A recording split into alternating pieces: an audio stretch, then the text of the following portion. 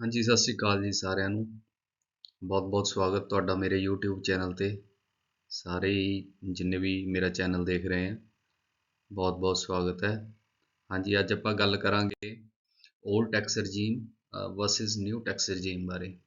ਮੈਂ ਪਹਿਲਾਂ ਵੀ ਇੱਕ ਛੋਟੀ ਜਿਹੀ ਵੀਡੀਓ ਬਣਾਈ ਸੀ ਜਿਸ ਵਿੱਚ ਮੈਂ ਤੁਹਾਨੂੰ ਦੱਸਿਆ ਸੀ ਕਿ ਤਨਖਾਹ ਦੇ ਅਨੁਸਾਰ ਸਾਨੂੰ ਕਿਹੜਾ ਟੈਕਸ ਰਜੀਮ ਚੂਜ਼ ਕਰਨਾ ਚਾਹੀਦਾ ਹੈ। ਉਸ ਵਿੱਚ ਮੈਂ ਤੁਹਾਡੇ ਨਾਲ ਡਿਟੇਲ ਨਾਲ ਗੱਲ ਕੀਤੀ ਸੀਗੀ ਕਿ ਸਾਨੂੰ ਕਿਸ ਟੈਕਸ ਰਜੀਮ ਵਿੱਚ ਜ਼ਿਆਦਾ ਫਾਇਦਾ ਹੈ। ਅੱਜ ਦੋਸਤੋ, ਕਿਉਂਕਿ ਬਹੁਤ ਸਾਰੇ ਸਾਥੀਆਂ ਦੀ ਡਿਮਾਂਡ ਆਈ ਸੀ ਕਿ ਸਾਨੂੰ ਤਨਖਾਹ ਦੇ ਅਕੋਰਡਿੰਗ ਦੱਸਿਆ ਜਾਵੇ ਕਿ ਸਾਨੂੰ ਕਿਹੜਾ ਟੈਕਸ ਰਜੀਮ ਹੈ ਜਿਹੜਾ ਉਹ ਚੂਜ਼ ਕਰਨਾ ਚਾਹੀਦਾ ਹੈ।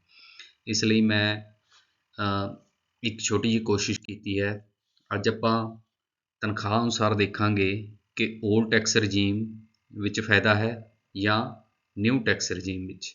ਇਹ ਆਪਾਂ ਆਪਣੀ ਸੈਲਰੀ ਦੇ ਅਕੋਰਡਿੰਗ ਅੱਜ ਦੇਖਾਂਗੇ ਕਿ ਸਾਨੂੰ ਕਿਹੜੇ ਟੈਕਸ ਰਜੀਮ ਵਿੱਚ ਜ਼ਿਆਦਾ ਫਾਇਦਾ ਹੈ। ਸੋ ਦੋਸਤੋ, ਆਓ ਆਪਾਂ ਵੀਡੀਓ ਨੂੰ ਸ਼ੁਰੂ ਕਰਦੇ ਹਾਂ। ਸਭ ਤੋਂ ਪਹਿਲਾਂ ਦੇਖਾਂਗੇ ਕਿ 올ਡ ਟੈਕਸ ਰਜੀਮ ਵਿੱਚ ਜਿਨ੍ਹਾਂ ਸਾਥੀਆਂ ਦੀ ਤਨਖਾਹ 7.5 ਲੱਖ ਦੇ ਕਰੀਬ ਹੈ, 7.5 ਲੱਖ ਦੇ ਕਰੀਬ ਜਿਨ੍ਹਾਂ ਦੀ ਤਨਖਾਹ ਹੈ, ਉਹਦੇ ਵਿੱਚ ਜਦੋਂ ਆਪਾਂ 50,000 ਸਟੈਂਡਰਡ ਡਿਡਕਸ਼ਨ, 2400 ਰੁਪਇਆ ਡਿਵੈਲਪਮੈਂਟ ਟੈਕਸ, ਉਸ ਤੋਂ ਬਾਅਦ HRA ਘਟਾ ਕੇ 1.5 ਲੱਖ ਸੇਵਿੰਗਸ ਘਟਾ ਕੇ ਜਦੋਂ ਆਪਾਂ ਟੈਕਸ ਬਣਾਉਂਦੇ ਹਾਂ ਤਾਂ ਲਗਭਗ 16,661 ਰੁਪਇਆ 7.5 ਲੱਖ ਵਾਲੀ ਸੈਲਰੀ ਦਾ ਟੈਕਸ ਬਣਦਾ ਹੈ।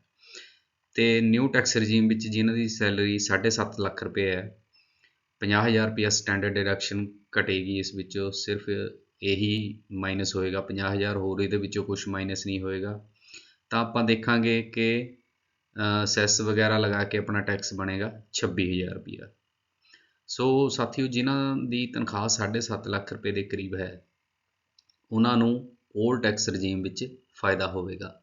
ਇੱਥੇ ਸ਼ਰਤ ਇਹ ਹੈ ਕਿ ਤੁਹਾਡੀ ਜਿਹੜੀ ਸੇਵਿੰਗ ਹੈ ਉਹ 1.5 ਲੱਖ ਤੱਕ ਹੋਣੀ ਚਾਹੀਦੀ ਹੈ। ਜੇਕਰ ਤੁਹਾਡੀ ਸੇਵਿੰਗ 1.5 ਲੱਖ ਤੱਕ ਨਹੀਂ ਹੈ ਤਾਂ ਤੁਹਾਨੂੰ ਚੈੱਕ ਕਰਨਾ ਪਏਗਾ ਕਿ ਤੁਹਾਨੂੰ 올ਡ ਟੈਕਸ ਰਜੀਮ ਵਿੱਚ ਫਾਇਦਾ ਹੈ ਜਾਂ ਨਿਊ ਟੈਕਸ ਰਜੀਮ ਵਿੱਚ। ਇਸ ਤੋਂ ਅੱਗੇ ਸਾਥੀਓ, ਆਪਾਂ ਗੱਲ ਕਰਦੇ ਹਾਂ ਜਿਨ੍ਹਾਂ ਦੀ ਸੈਲਰੀ 8 ਲੱਖ ਰੁਪਏ ਤੱਕ ਹੈ।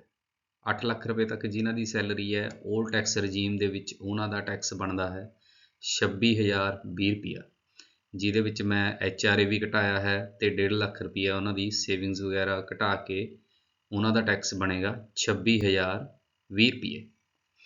ਅਤੇ ਨਿਊ ਟੈਕਸ ਰਜੀਮ ਵਿੱਚ 8 ਲੱਖ ਸੈਲਰੀ ਵਾਲੇ ਜਿਹੜੇ ਸਾਥੀ ਹੈ, ਉਹਨਾਂ ਦੀ ਦੇਖੋ 50,000 ਸਟੈਂਡਰਡ ਡਿਡਕਸ਼ਨ ਘਟਾ ਕੇ ਟੈਕਸ 30,000 ਰੁਪਇਆ ਬਣਦਾ ਹੈ, ਜਿਹਦੇ ਵਿੱਚ 1,200 ਰੁਪਇਆ ਐਜੂਕੇਸ਼ਨ ਸੈਸ ਲਗਾ ਕੇ 31,200 ਰੁਪਇਆ ਜਿਹੜਾ ਉਹਨਾਂ ਦਾ ਟੈਕਸ ਬਣੇਗਾ। ਸੋ ਸਾਥੀਓ, ਜਿਨ੍ਹਾਂ ਦੀ 8 ਲੱਖ ਰੁਪਏ ਤੱਕ ਦੀ ਤਨਖਾਹ ਹੈ, ਉਹਨਾਂ ਨੂੰ 올ਡ ਟੈਕਸ ਰਜੀਮ ਵਿੱਚ ਫਾਇਦਾ ਹੋਵੇਗਾ। ਇੱਥੇ ਇੱਕ ਗੱਲ ਛੋਟੀ ਜੀ ਮੈਂ ਕਲੀਅਰ ਕਰਦਾ ਕਿ 1.5 ਲੱਖ ਰੁਪਇਆ ਸੇਵਿੰਗਸ, ਠੀਕ ਹੈ ਜੀ, ਔਰ 35,000 ਰੁਪਇਆ ਮੈਂ HRA ਵੀ ਮਾਈਨਸ ਕੀਤਾ ਹੈ। ਤਾਂ ਜਿਨ੍ਹਾਂ ਦੇ ਲੋਨ ਵਗੈਰਾ ਚੱਲਦੇ ਹੈ, ਉਹਨਾਂ ਨੂੰ ਆਪਣੀ ਜਿਹੜੀ ਸੈਲਰੀ ਹੈ, ਟੈਕਸ ਹੈ, ਇਹ ਇੱਕ ਵਾਰੀ ਦੁਬਾਰਾ ਚੈੱਕ ਕਰਨਾ ਪਏਗਾ। ਮੈਂ ਸਿਰਫ ਉਹਨਾਂ ਸਾਥੀਆਂ ਦੀ ਗੱਲ ਕਰਦਾ ਜਿਨ੍ਹਾਂ ਦਾ ਕੋਈ ਵੀ ਲੋਨ ਨਹੀਂ ਚੱਲਦਾ, ਠੀਕ ਹੈ ਜੀ। ਉਸ ਤੋਂ ਅੱਗੇ ਸਾਥੀਓ, ਆਪਾਂ ਗੱਲ ਕਰਾਂਗੇ 9 ਲੱਖ ਰੁਪਇਆ, ਜਿਨ੍ਹਾਂ ਸਾਥੀਆਂ ਦੀ ਸੈਲਰੀ 9 ਲੱਖ ਰੁਪਇਆ ਹੈ। 올ਡ ਟੈਕਸ ਰਜੀਮ ਵਿੱਚ ਜਿਨ੍ਹਾਂ ਸਾਥੀਆਂ ਦੀ ਸੈਲਰੀ 9 ਲੱਖ ਰੁਪਇਆ ਹੈ, ਸਟੈਂਡਰਡ ਡਿਡਕਸ਼ਨ, ਡਿਵੈਲਪਮੈਂਟ ਟੈਕਸ ਔਰ HRA ਵਗੈਰਾ ਘਟਾ ਕੇ 1.5 ਲੱਖ ਰੁਪਇਆ ਦੀ ਸੇਵਿੰਗ ਘਟਾ ਕੇ ਉਹਨਾਂ ਦਾ ਟੈਕਸ ਬਣੇਗਾ 45,780 ਰੁਪਏ ਦੇ ਕਰੀਬ। ਉਹਨਾਂ ਦਾ ਟੈਕਸ ਬਣੇਗਾ 올ਡ ਟੈਕਸ ਰਜੀਮ ਦੇ ਵਿੱਚ, ਜਿਨ੍ਹਾਂ ਦੀ ਤਨਖਾਹ 9 ਲੱਖ ਰੁਪਏ ਦੇ ਕਰੀਬ ਹੈ। ਅਤੇ ਨਿਊ ਟੈਕਸ ਰਜੀਮ ਵਿੱਚ ਜਿਨ੍ਹਾਂ ਦੀ ਤਨਖਾਹ 9 ਲੱਖ ਰੁਪਏ ਦੇ ਕਰੀਬ ਹੈਗੀ ਹੈ, ਉਹਨਾਂ ਦਾ ਟੈਕਸ ਬਣੇਗਾ 41,600 ਰੁਪਏ। ਸੋ ਸਾਥੀਓ, ਆਪਾਂ ਦੇਖਦੇ ਹਾਂ ਕਿ ਇੱਥੇ 올ਡ ਟੈਕਸ ਰਜੀਮ ਵਿੱਚ ਉਹਨਾਂ ਦਾ ਟੈਕਸ ਬਣ ਰਿਹਾ ਹੈ 45,780 ਰੁਪਏ ਅਤੇ ਨਿਊ ਟੈਕਸ ਰਜੀਮ ਵਿੱਚ 41,600 ਰੁਪਏ। ਇੱਥੇ ਆਪਾਂ ਮੰਨ ਕੇ ਚੱਲੀਏ ਕਿ 4,000 ਰੁਪਏ ਦਾ ਫਾਇਦਾ ਹੁੰਦਾ ਹੈ, ਤਾਂ ਜਿਨ੍ਹਾਂ ਸਾਥੀਆਂ ਦੀ ਤਨਖਾਹ 9 ਲੱਖ ਰੁਪਏ ਦੇ ਕਰੀਬ ਹੈ, ਉਹਨਾਂ ਨੂੰ ਨਿਊ ਟੈਕਸ ਰਜੀਮ ਵਿੱਚ ਫਾਇਦਾ ਹੋਵੇਗਾ। ਇਹ ਦੇਖਣ ਵਾਲੀ ਗੱਲ ਹੈ ਕਿ ਇੱਥੇ 9 ਲੱਖ ਜਿਨ੍ਹਾਂ ਦੀ ਸੈਲਰੀ ਜਾਂਦੀ ਹੈ, ਤਾਂ ਉਹਨਾਂ ਨੂੰ ਬੜੇ ਧਿਆਨ ਨਾਲ ਆਪਣਾ ਟੈਕਸ ਰਜੀਮ ਚੂਜ਼ ਕਰਨਾ ਚਾਹੀਦਾ ਹੈ, ਕਿਉਂਕਿ 4,000 ਰੁਪਏ ਦਾ ਫਾਇਦਾ ਜਿਹੜਾ ਸਿੱਧਾ ਸਿੱਧਾ ਉਹਨਾਂ ਨੂੰ ਨਿਊ ਟੈਕਸ ਰਜੀਮ ਵਿੱਚ ਹੋਵੇਗਾ।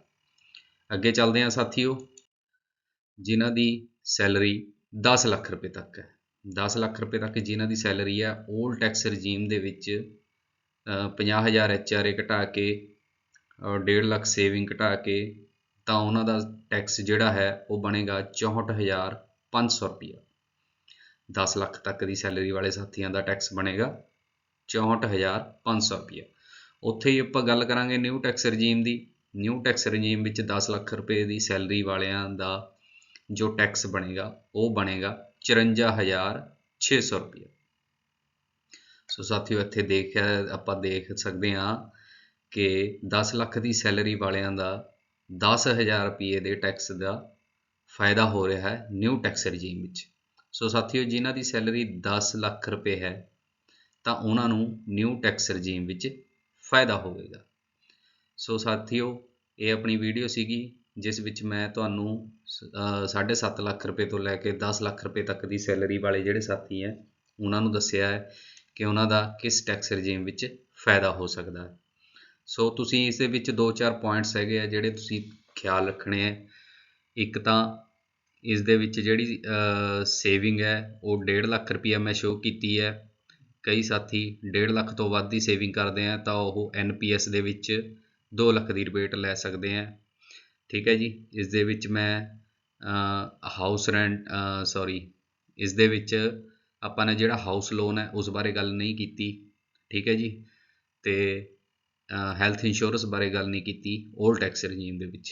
ਠੀਕ ਹੈ ਜੀ। ਜਿਹੜੇ ਸਾਥੀ ਇਹ ਰਿਬੇਟਾਂ ਲੈ ਰਹੇ ਨੇ ਉਹ ਆਪਣਾ ਟੈਕਸ ਦੁਬਾਰਾ ਕਿਸੇ ਐਕਸਪਰਟ ਬੰਦੇ ਤੋਂ ਬਣਵਾ ਲੈਣ। ਅਤੇ ਜੇ ਇੱਦਾਂ ਦੀ ਚੀਜ਼ ਨਹੀਂ ਹੈ ਤਾਂ ਉਹਨਾਂ ਨੂੰ ਨਿਊ ਟੈਕਸ ਰਜੀਮ ਦੇ ਵਿੱਚ ਕਾਫੀ ਫਾਇਦਾ ਹੈ। 10,000 ਰੁਪਏ ਟੈਕਸ ਦਾ ਸਿੱਧਾ ਫਾਇਦਾ ਹੋ ਰਿਹਾ। ਠੀਕ ਹੈ ਜੀ। ਸੋ ਮੇਰੀ ਵੀਡੀਓ ਦੇਖਣ ਲਈ ਤੁਹਾਡਾ ਬਹੁਤ ਧੰਨਵਾਦ।